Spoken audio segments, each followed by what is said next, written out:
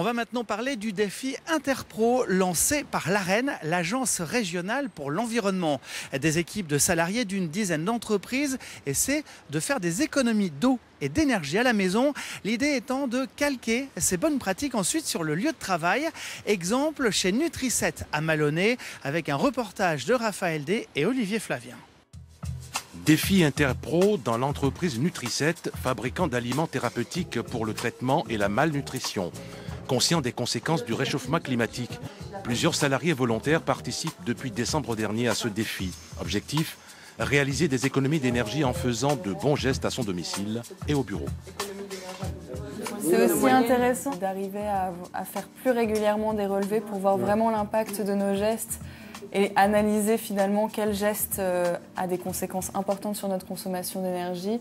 Réunion mensuelle de l'équipe des Chauffe qui peut autour de Lorraine, la capitaine du groupe. Elle est chargée de centraliser sur l'ordinateur les résultats provisoires du défi.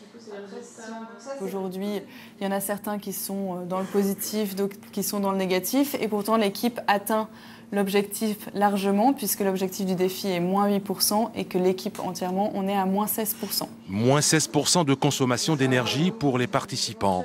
Plusieurs objets techniques simples ont été mis à leur disposition pour relever le défi.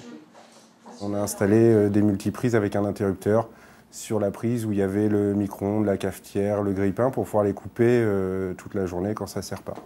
Directrice de la communication de l'entreprise, Faustine soutient les salariés volontaires dans ce projet de défi Interpro.